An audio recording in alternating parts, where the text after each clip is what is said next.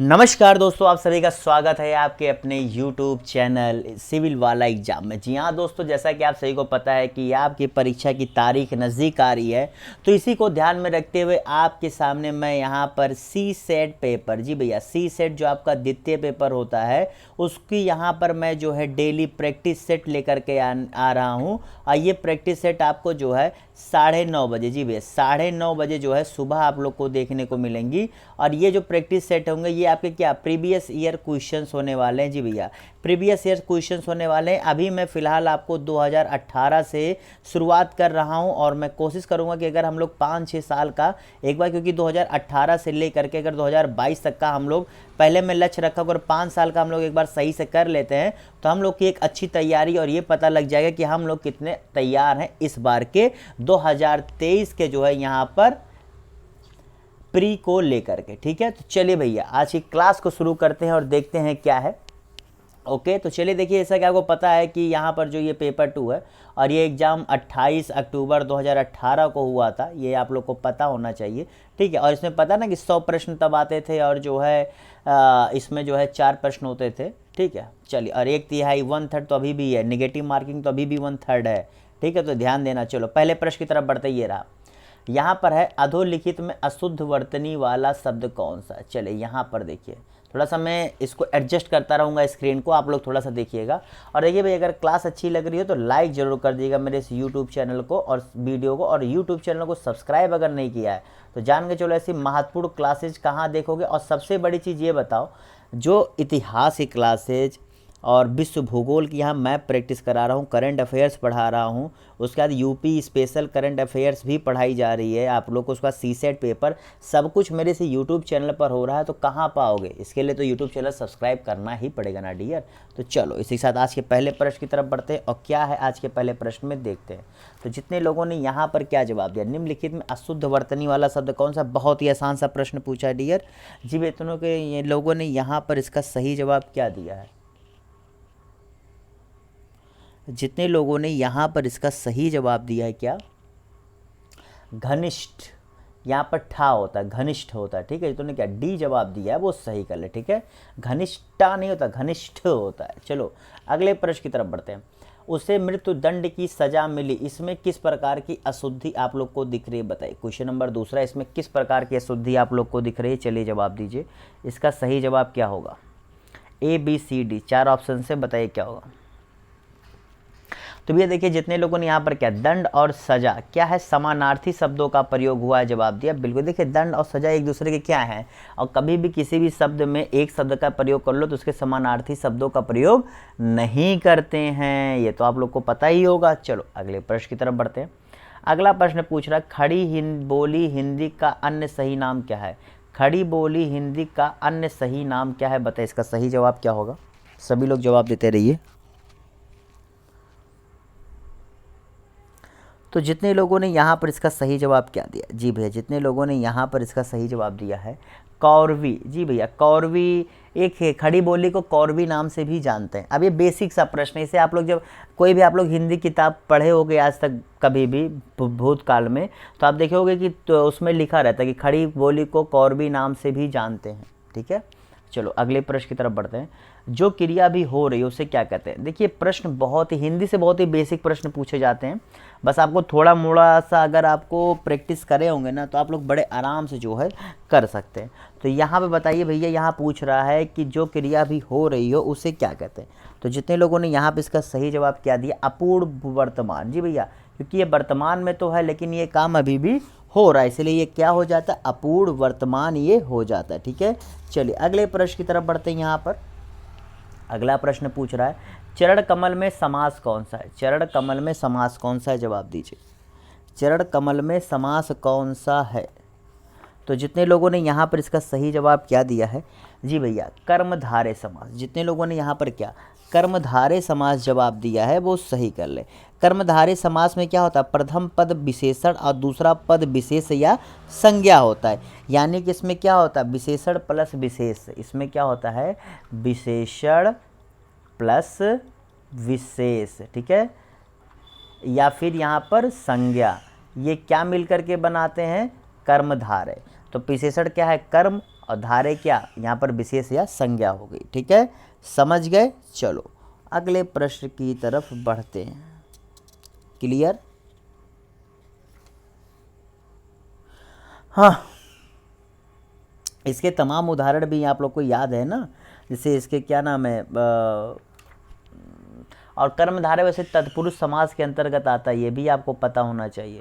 पता है कि नहीं सब चीज़? अच्छा, ये मैं सब चीज़ें बता रहा हूँ, आप बोर तो नहीं हो रहे ना, क्योंकि प्रैक्टिस तो करा रहा हूँ, लेकिन मैं सोच रहा हूँ जो पढ़ रहे हैं जैसे आप कर रहे हो, तो चीज़ें अगर मैं इंक्लूड करता चलूँगा तो आपको रिवीजन भी होता चलेगा। ठीक है, नयन का शुद्ध संधि विच्छेद क्या होगा? बहुत ही आसान सा है, जितने लोगों ने इसका सही जवाब किया, ने प्लस अन्य जवाब दिया, क्या ने प्लस अन्य जवाब दिया है वो सही कर ले। ठीक है, चले यहाँ पर थोड़ा सा हमें स्क्रीन को अब छोटा करना पड़ेगा, क्योंकि यहाँ पर हमें जो है यहाँ पर क्या करना है, थोड़े से चीज़ों को पढ़ना है। तो चलिए भैया, ये है हम लोग पढ़ते हैं। चलो यहाँ 7 से लेकर 11 तक क्या गद्यांश के आधार पर हम लोग को जवाब देना। तो चलिए भैया 7 से 11 तक हम लोग गद्यांश के आधार पर जवाब देंगे। बताइए, जिन कर्मों में किसी प्रकार का कष्ट या हानि सहने का साहस अपेक्षित होता है, उन सब के प्रति उत्कंठापूर्ण आनंद उत्साह के अंतर्गत लिया जाता है। कष्ट या हानि के भेद के अनुसार उत्साह के भी भेद हो जाते हैं। साहित्य मीमांसकों ने इसी दृष्टि से युद्धवीर, दानवीर, दयावीर इत्यादि भेद किए। इनमें सबसे प्राचीन और प्रधान युद्धवीरता है, जिसमें आघात, पीड़ा या मृत्यु की परवाह नहीं रहती। इस प्रकार की वीरता का प्रयोजन अत्यंत प्राचीन काल से चला आ रहा है, जिसमें साहस और प्रयत्न दोनों चरम उत्कर्ष पर पहुँचते हैं। पर केवल कष्ट या पीड़ा सहन करने के साहस में ही उत्साह का स्वरूप स्फुरित नहीं होता है, उसके साथ आनंदपूर्ण प्रयत्न या उसकी उत्कंठा का योग चाहिए। चलिए अब देखते हैं प्रश्न क्या है, समझ गए, इसलिए बहुत स्लो। सबसे प्राचीन वीरता कौन सी? तो चलिए भैया देखिए, बहुत आसान होता है ऐसे प्रश्नों करने के लिए, एक बार ध्यान से आप इसको पढ़ लीजिए तो आपको खुद ब खुद पता लगेगा कि क्या। तो सबसे प्राचीन वीरता कौन सी है? तो इसमें अभी हम लोगों ने बात की, इनमें सबसे प्राचीन और प्रधान युद्ध वीरता है। तो देखिए हम लोग का जवाब आ गया क्या, युद्ध वीरता। जिन्होंने क्या सी जवाब दिया और सही कर ले। युद्ध वीरता के लिए किस प्रकार की प्रकृति अपेक्षित है? चतुराई, चंचलता, ये बताओ किस पर युद्ध वीरता किस प्रकार की प्रकृति चाहिए भैया? तो चलो पढ़ते हैं। युद्ध दानवीर इसमें सबसे प्राचीन, जिसमें आघात, पीड़ा या मृत्यु की परवाह नहीं, इस प्रकार की वीरता अत्यंत प्राचीन, जिसमें साहस और प्रयत्न दोनों चरम उत्कर्ष पर पहुंचते हैं। दोनों साहस और प्रयत्न, ठीक है, तो साहस और प्रयत्न कहीं नहीं, यही दे रहा, कष्ट धरने का सीरज, तो ये अपने आप हो जाएगा माय डियर। देखो ये अभी हम लोगों ने देखा और ना देखो, लेकिन ये दोनों ऑप्शन और कहीं मिल भी तो नहीं रहे हैं ना, तो इसलिए डी होगा, बिना किसी डाउट के डी होगा, कॉन्फिडेंस के साथ डी बोलो। ठीक है, अगला क्या है, उत्कंठापूर्ण आनंद किसके अंतर्गत लिया जाता है? चलो, उत्कंठापूर्ण आनंद किसके अंतर्गत लिया जाता है? जिन कर्मों में किसी प्रकार का कष्ट या हानि सहने का साहस अपेक्षित होता है, उन सबके प्रति उत्कंठापूर्ण आनंद उत्साह के अंतर्गत लिया जाता है। देखो कितना आसान सा प्रश्न है, कितना आसान सा। जितने लोगों ने क्या उत्साह के अंतर्गत जवाब दिया है, क्या उत्साह के अंतर्गत जवाब अगर आपका आया है तो आप सही कर ले। समझ रहे हो ना? अच्छा, आप इससे ये भी समझ रहे हो ना कि प्रश्नों को करने का सही तरीका क्या है? आप कम से कम ये तो समझ रहे हो ना। अगला है, वैसे पता है कुछ लोग कहेंगे सर ये अगर मेरे सामने पेपर होता तो कर लेते कि एक बार ऊपर, तो देखो माय डियर, अगर मेरे बताने से पहले आप उसका सही मतलब समझ जा रहे हो, मतलब उसको पढ़ते हुए, तो भी आप सही हो ना। अरे आप मतलब आप तो ऐसा तो है नहीं कि मैं आपको सरकारी सीट आवंटित कर दूंगा या अधिकारी बना दूंगा, लेकिन अगर आप मेरे साथ या मुझसे पहले या मेरे कुछ कहने के बाद अगर आप सही जवाब दे रहे हैं तो इसका मतलब है आप तैयारी सही की है, बस इतना सोचो। साहित्य मीमांसकों ने वीरता के कौन कौन से भेद किए हैं? साहित्य मीमांसकों ने वीरता के कौन कौन से भेद किए? तो आइए चलिए हम लोग पढ़ते हैं। तो यहाँ पर क्या था, साहित्य मीमांसकों ने इसी दृष्टि से युद्धवीर, दानवीर, दयावीर इत्यादि भेद किए। तो जितने लोगों ने यहाँ पे इसका सही जवाब क्या दिया है, क्या युद्धवीर, दानवीर और दयावीर। तो इससे संबंधित आखिरी प्रश्न, उत्साह के भेद किस आधार पर किए गए? उत्साह के भेद किस आधार पर किए गए? आइए भैया देखते हैं उत्साह के भेद किस आधार पर किए गए। चलिए देखते हैं उत्साह के भेद किस आधार पर किए गए, देखते हैं।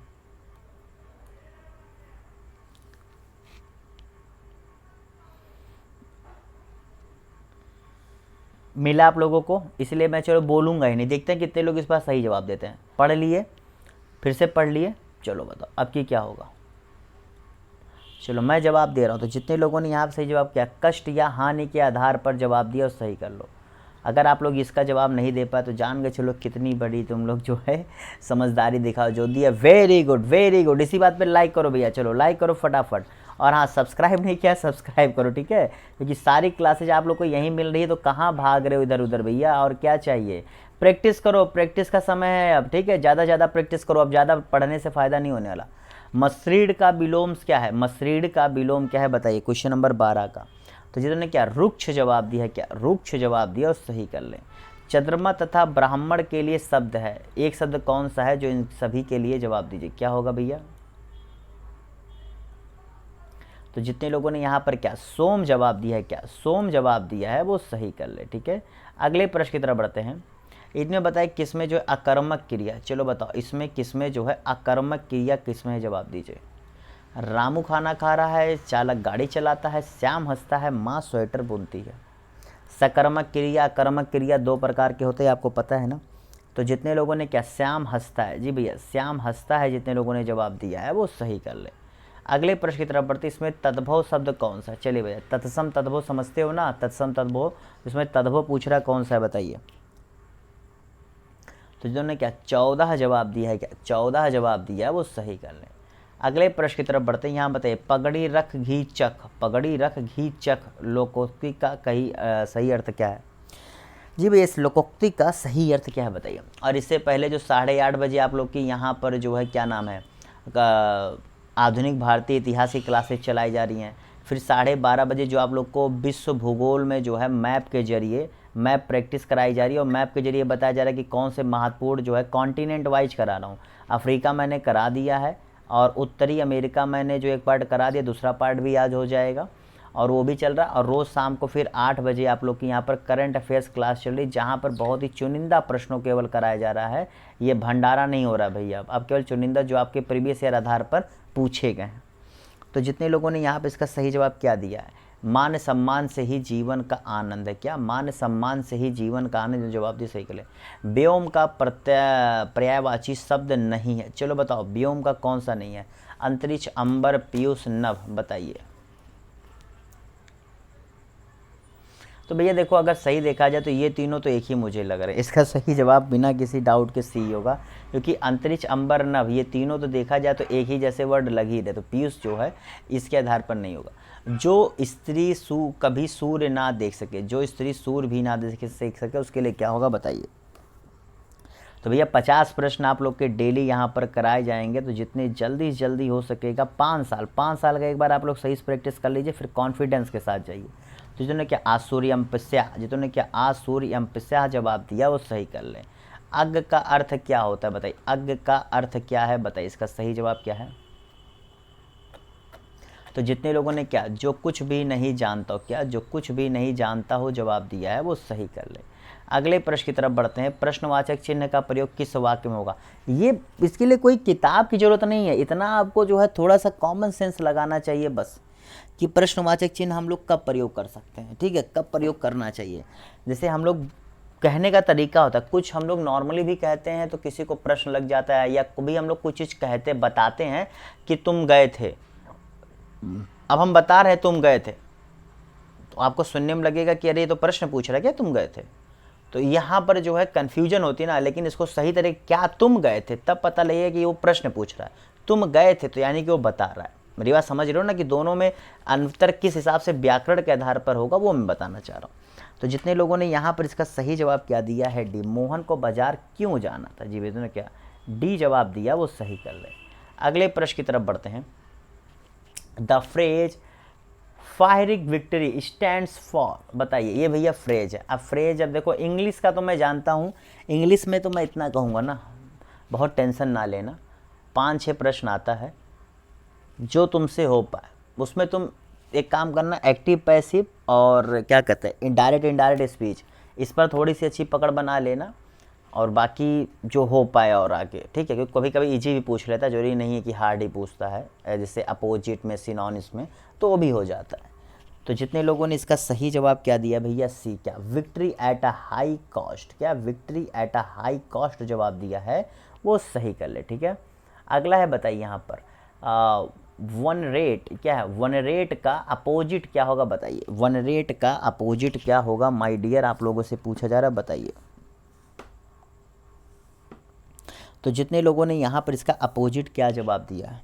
जी भैया, तो क्या यहाँ पर कंडेम, कंडेम माने क्या होता है? शोक। जी भैया, तो इसका अपोजिट यानी कि खुशी की बात है, तो ये शोक की बात यहाँ पर की जा रही है। ठीक है, चलो अगले प्रश्न की तरफ बढ़ते हैं।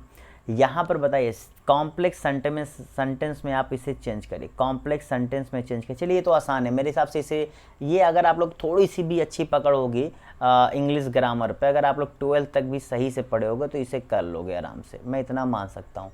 हाँ, लेकिन अगर इंग्लिश पढ़े हो 12th तक तो ज़बरदस्ती के पास हुए तो बात अलग है। चलिए, तो with your help he can do nothing. Complex मतलब इसमें सीधा ना करके कि जो है इसे थोड़ा ऐसा बनाना है कि ऐसा लगे कि ओह काफ़ी ज़्यादा इंग्लिश बोल लेता है। ये जताना है। तो जितने लोगों ने यहाँ पे इसका सही जवाब कह दिया, जी भैया, unless you help him he can do nothing, unless you help him he can do nothing. Okay, चलो अंडरलाइन जो वर्ड है इसका आप लोग को बताइए कि ये क्या है। तो राउंड यहाँ पर अंडरलाइंड है, बताइए क्या है? एडजेक्टिव, एडवर्ब, नाउन या प्रीपोजिशन। तो देखो ऐसे प्रश्नों करने के लिए आपको कुछ ना इतना तो पता होगा कि राउंड क्या हो सकता है। देखो नाउन तो नहीं हो सकता, तो सी हटाओ। एडजेक्टिव तो नहीं हो सकता, हटाओ। अब बच रहा है बी और डी। अब बी और डी में तुम सोचोगे एडवर्ब क्या होता है? क्रिया विशेषण। तो क्रिया विशेषण जैसा कुछ हो सकता है? तुम बताओ, राउंड कभी क्रिया विशेषण जैसा कुछ हो सकता है? नहीं हो सकता ना डियर। तो इसीलिए क्या है, प्रीपोजिशन हो रहा है। मैं कह रहा हूँ आपको चीज़ें आए या ना आए, लेकिन कभी कभी क्या होता है ना, सबसे बड़ा खेल होता है ऑप्शंस में कि तुम कितना सही नहीं आ रहा है लेकिन तुम कितना गलत मान रहे हो, उसे हटा दो तो सही पता लग जाता है। क्योंकि 4 के अलावा 5वां है ही नहीं ना भैया। अब तुम्हें 3 पर कॉन्फिडेंस है कि यार ये तो हो ही नहीं सकता, किसी एंगल से नहीं हो सकता, तो एकमात्र बचता है चौथा, उसके अलावा कोई और हो ही नहीं सकता। क्योंकि 4 में से तो एक तो उसका बाप भी मानेगा कि ये सही है, क्योंकि तुमने दिया कैसे है। बात समझ रहा? ये बहुत बड़ा खेल होता है। चलो यहाँ पर इनडायरेक्ट फॉर्म में चेंज करना, बताओ। The teacher said be quiet boys, the teacher said be quiet boys. बताइए यहाँ पर इसका क्या होगा? बताओ डियर, क्या होगा?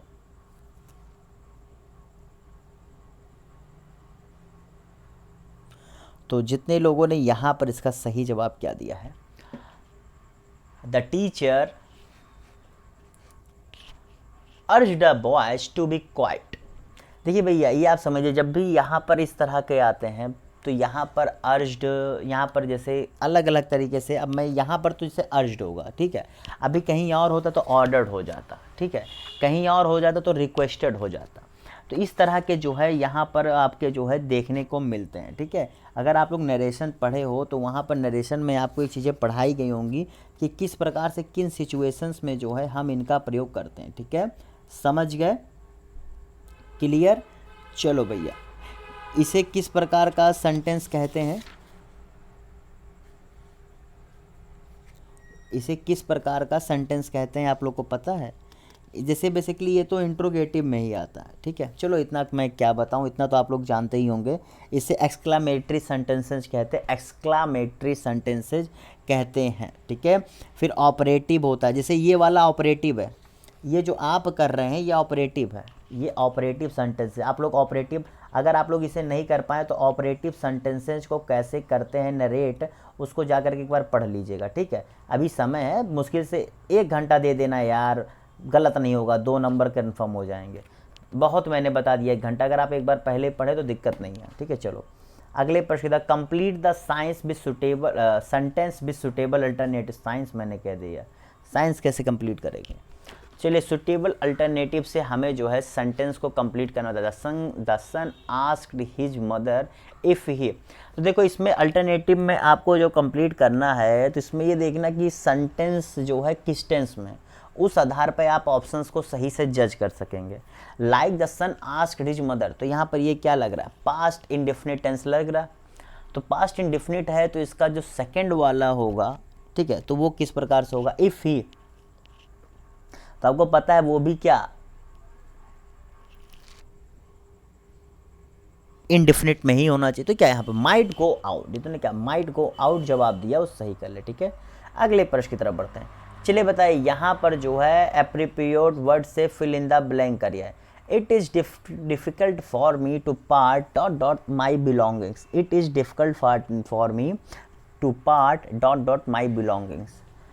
अब देखो यहाँ पर आपको अगर पूछा जाए तो क्या नहीं हो सकता, उसे देखते हैं।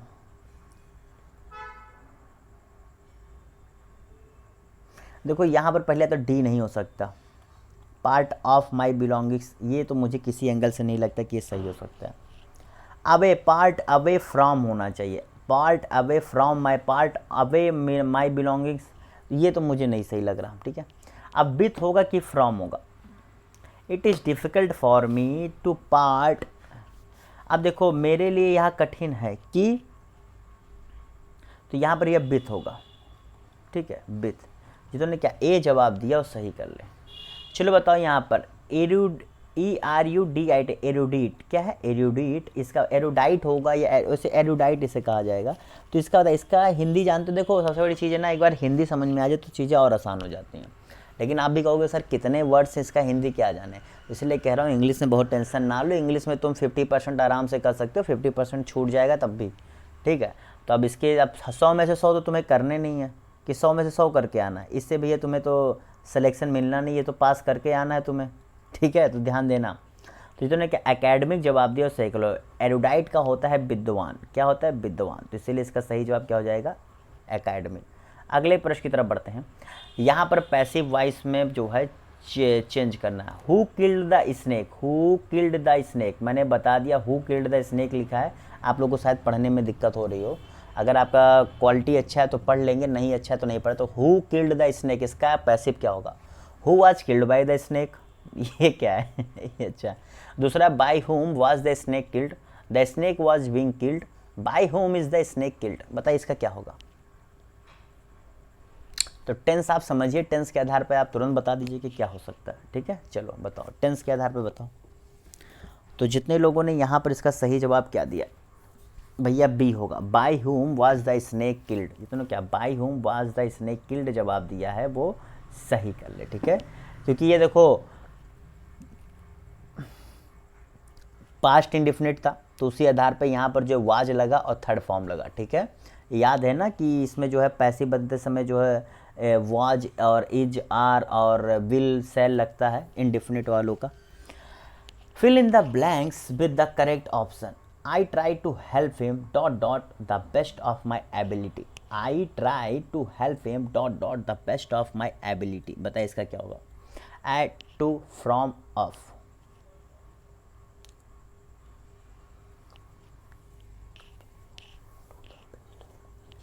प्रीपोजिशन में तो कई बार जो है छोटी मोटी गलतियां मुझसे भी हो जाती हैं, मतलब इसमें मैं, मतलब अगर आप कहो कि ये परफेक्ट शॉट दे दो तो परफेक्ट शॉट मैं भी नहीं दे पाता, इसमें कई बार हुआ है मेरे साथ, तो इसमें छोटी छोटी गलतियां जो है हो जाती, कितना भी मतलब पढ़ो, इसीलिए प्रीपोजिशन में मेरा मतलब प्रीपोजिशन में मुझे सबसे ज़्यादा डर लगता है, ये जान के चलो।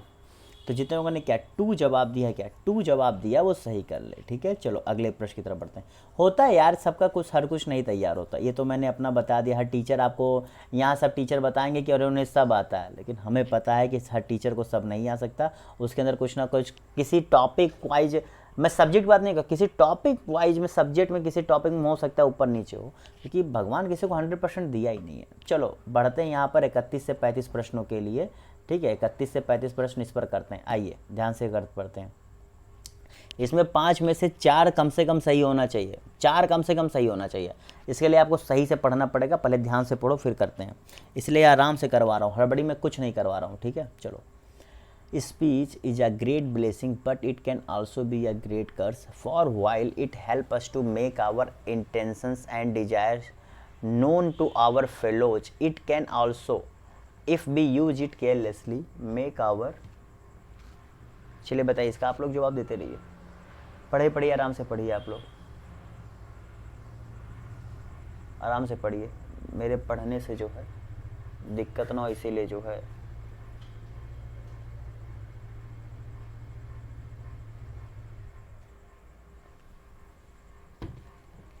जी भैया आप लोग पढ़िए, आराम से पढ़िए, आराम से, आराम से पढ़िए भैया।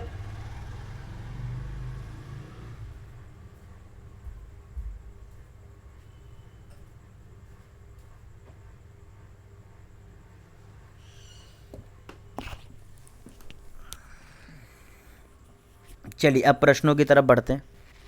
चलिए प्रश्नों की तरफ बढ़ा जाए। तो ये रहा प्रश्न आप लोगों के सामने। एक minute. The best way to win a friend is to avoid, the best way to win a friend is to avoid irony in speech, pomposity in speech, verbosity in speech, ambiguity in speech. तो आइए देखते हैं भैया, आप लोगों ने पढ़ लिया था ना, चलिए देखते हैं क्या है। It use carelessly make our attitude completely miss a slip of the tongue, the use of an unusual word, of an ambiguous word।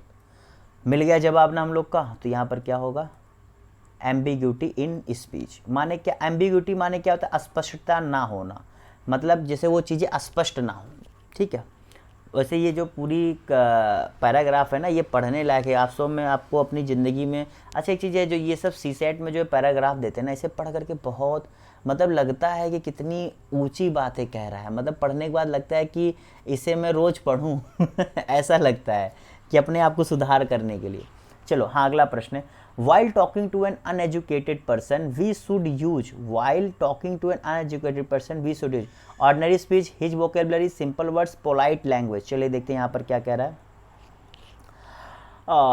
Again, different classes of people use different vocabularies, and the ordinary speech of an educated man may strike uneducated listener pompous, unwilling he may use or hears a different meaning to listener from the। तो यहाँ पर भैया vocabularies दिया हुआ है, तो vocabulary पर चलते हैं।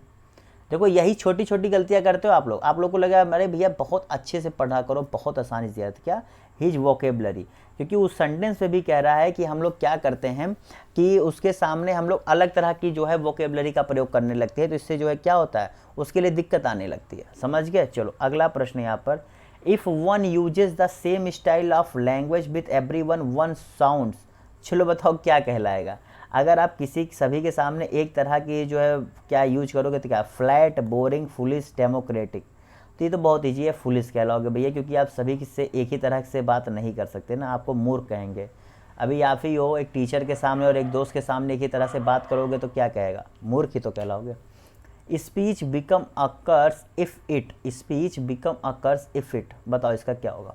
चलो ये आपके, ये तो बगल में 34 और 35 तो आपको बिना किसी शक के सही करना चाहिए, ठीक है, क्योंकि बाकी सब में तो मान सकते हैं कि चलो थोड़ा मोड़ा देखने ऊपर नीचे हो जाता है। तो जितने लोगों ने यहाँ पे इसका सही जवाब क्या दिया, जी भैया जितने लोगों ने यहाँ पे इसका सही जवाब दिया है, क्रिएट्स मिसअंडरस्टैंडिंग। जी भैया अभी इसने सबसे ऊपर देखो क्या लिखा है, while it make our intention and desire known to our follow and it misunderstood। क्या लिखा है, make our attitude completely misunderstood. तो भैया speech becomes a curse if it creates misunderstanding. चलो यहाँ पर आखिरी इससे संबंधित, speech is a gift if it, speech is a gift if it, बताओ इफ इट क्या, जवाब दो बस भैया। इसके बाद फटाफट इसका जल्दी जल्दी प्रश्न हो जाएंगे, बताइए क्या होगा। अब 50 प्रश्न कराएंगे तो कम से कम 40 मिनट तो लगेगा ही यार, ठीक है, कितना भी जल्दी करूँगा।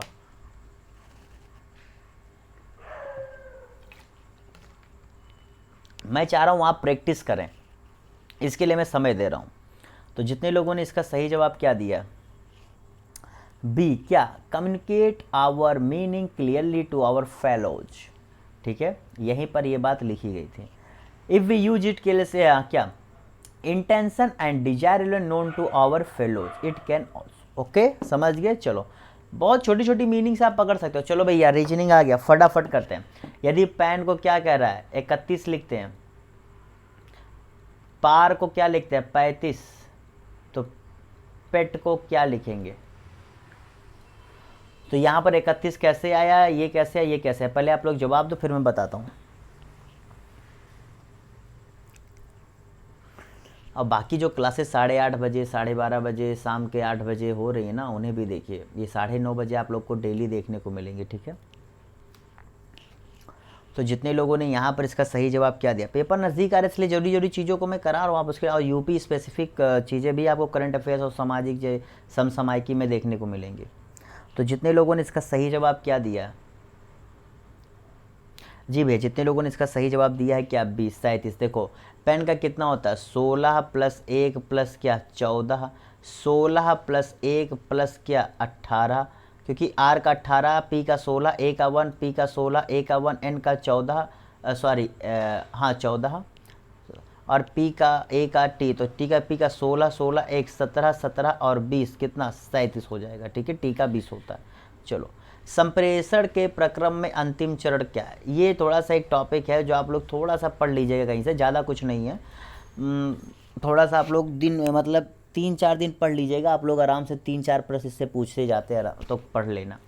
तो जितने लोगों ने इसका सही जवाब क्या दिया है, डी, प्रतिस्फुट यानी क्या फीडबैक। तो जो कम्युनिकेशन का लास्ट प्रोसेस क्या होता है, लास्ट स्टेप, वो होता है फीडबैक। जब आप लोग बात कर ले तो पूछते हैं ना आपको मेरी बातचीत कैसी लगी। कह रहा है किसी संगठन में वह संप्रेषण जो अधीनस्थों को लक्ष्यों को निर्दिष्ट करने के लिए प्रयुक्त किया जाता है क्या कहलाता है? इसको हिंदी और अंग्रेजी में दोनों मिलाकर पढ़ लिया करें तो शायद आप लोग को और भी ज़्यादा आसानी से आ जाए, क्योंकि हिंदी इसका पढ़ने में ज़्यादा मुझे कठिन लगता है। तो जितने लोगों ने यहाँ पर इसका सही जवाब क्या दिया, तो जितने लोगों ने यहाँ पर इसका क्या जवाब दिया भैया, अधोगामी यानी क्या डाउनवर्ड कम्युनिकेशन। मैं तो इससे देख के जाना था, डाउनवर्ड कम्युनिकेशन, ये सही कर लो। इसीलिए मैंने आपसे कहा ना कि दोनों देख लिया करो। निम्नलिखित में से कौन सा कृषि कार्यस्थल में संप्रेषण की एक बाधा नहीं है? मतलब वो एक क्या है, बैरियर नहीं है। ठीक है, बताइए कौन सा नहीं है भैया, जवाब दीजिए। शोर, पूर्वाग्रह, सक्रिय श्रवण, अनुपयुक्त माध्यम, नॉइज प्रोड्यूस्ड, एक्टिव लिसनिंग या इम्प्रॉपर मीडियम। तो नहीं है पूछ रहा है ना,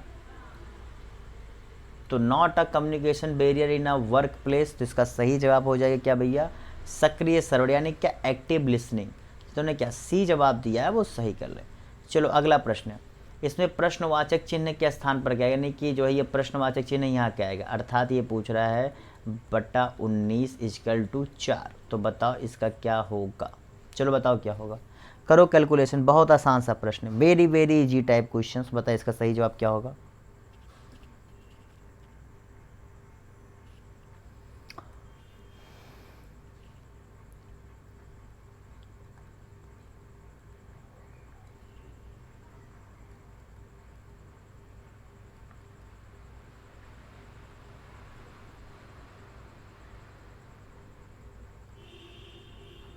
आ गया सभी लोगों का, मेरा तो आ गया। चलो, कौन सा क्रम सही है, इसका सही क्रम क्या है, पचाना चबाना पकाना, चबाना पकाना पचाना, पकाना पचाना चबाना, पकाना चबाना पचाना।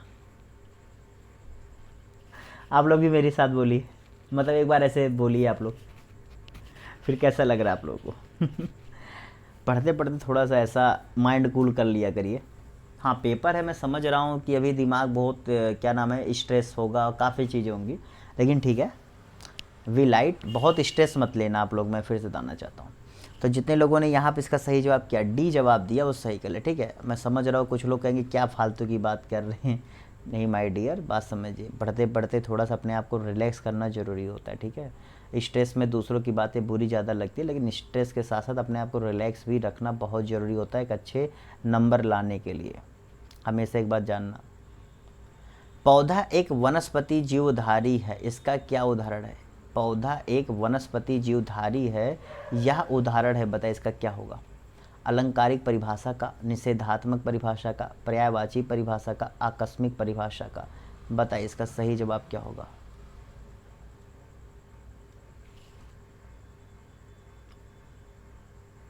तो जितने लोगों ने यहाँ पर इसका सही जवाब क्या दिया है, पर्यायवाची परिभाषा का। जी भैया, पौधा एक वनस्पति जीवधारी है, यानी कि पौधे को आप वनस्पति जीवधारी भी कह सकते हैं ना, यही तो ये कहना चाह रहा है। ठीक है, चलो अगले प्रश्न की तरफ बढ़ते हैं। चलो यहाँ पर ये बहुत ही आसान सा प्रश्न है, पहले इसको ऐसे प्रश्नों में मैं तो कुछ नहीं देखता हूँ, बस ऐसे लिख देता हूँ। फिर उसके बाद क्या कह रहा है, भाग का क्या कह रहा है, प्लस, माइनस का क्या कह रहा है, भाग, गुणा का क्या कह रहा है, माइनस, प्लस का क्या कह रहा है, गुणा। तो पहले भाग करते हैं,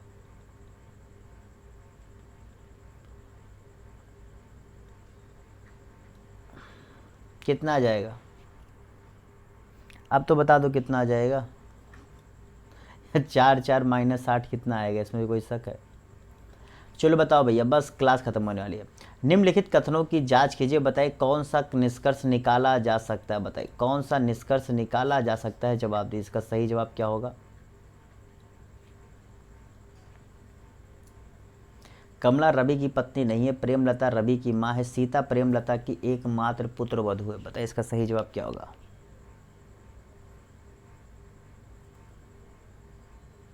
इसे देखिए, ऐसे प्रश्नों करने के लिए हमेशा कॉपी कलम यूज करिएगा, हमेशा कॉपी कलम यूज करिएगा।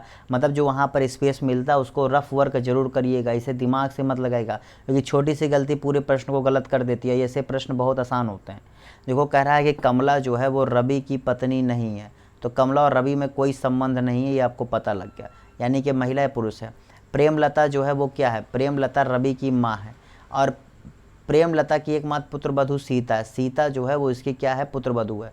यानी कि अगर रवि जो है इसका बेटा हुआ और ये इसकी पुत्र वधू हुई, तो यानी कि रवि और सीता क्या है?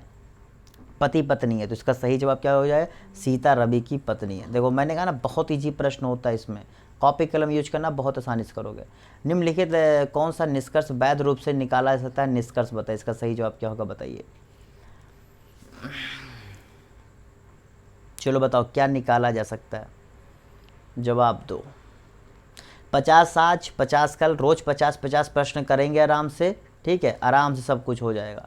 अब आप लोग को ज़्यादा इधर उधर भटकने की ज़रूरत नहीं है, बस प्रैक्टिस करिए, अच्छे से प्रैक्टिस करिए, ठीक है, प्रैक्टिस करिए और ज़्यादा कुछ परेशान मत होइए, और ज़्यादा इधर उधर मत सोचिए कि कोई ये पढ़ लिया कोई वो पढ़ लिया, ये सब अब समय नहीं है सोचने का।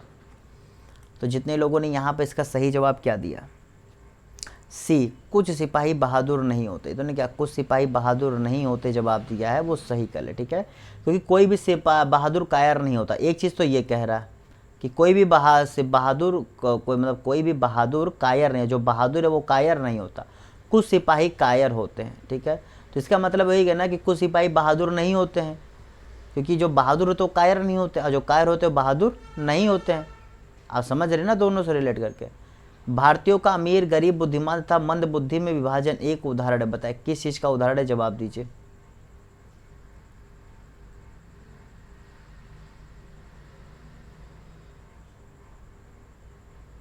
मिश्रित विभाजन का भौतिक विभाजन, आध्यात्मिक विभाजन, तार्किक विभाजन का।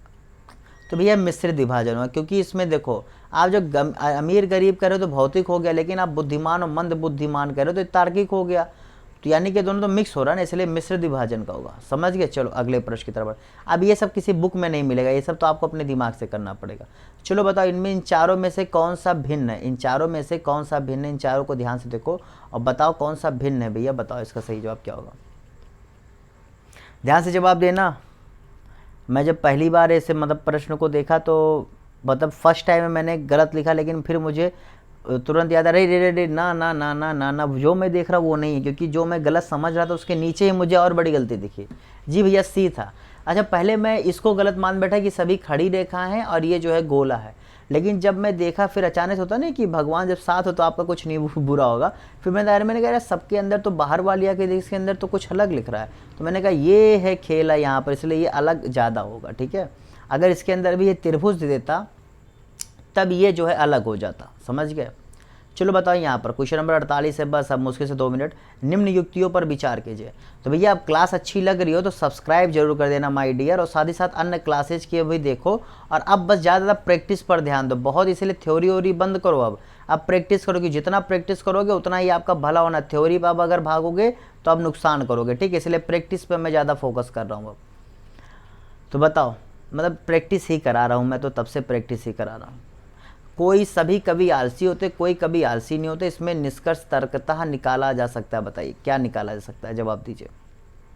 ये सब भैया देखो किताबों में नहीं मिलेंगे, ये सब आप दिमाग से कर लीजिए, मतलब मिलेंगे, ऐसा नहीं है कि सिलेबस के बाद है, लेकिन ऐसा आप दिमाग से कर लीजिए तब भी कर लेंगे। दिमाग ऐसे किताबों की कोई ज़रूरत नहीं है इसके लिए। इसमें अगर आप देखो एक अधिकारी बनोगे तो इतना तो दिमाग आना ही चाहिए भैया, वरना क्या है। तो जितने लोगों ने यहाँ पर क्या सी जवाब दिया, ए तथा बी दोनों कथन असत्य हो सकते हैं, जवाब दिया, वो सही कर ले। तो जितने लोगों ने यहाँ पर क्या सी जवाब दिया वो सही कर ले, ठीक है। अगला प्रश्न है, किसमें सही संबंध है जो जी जे और क्यू यू के बीच में है। 49 पहुँच गए, बस ये बाद आखिरी प्रश्न और क्लास खत्म। बताइए क्या होगा।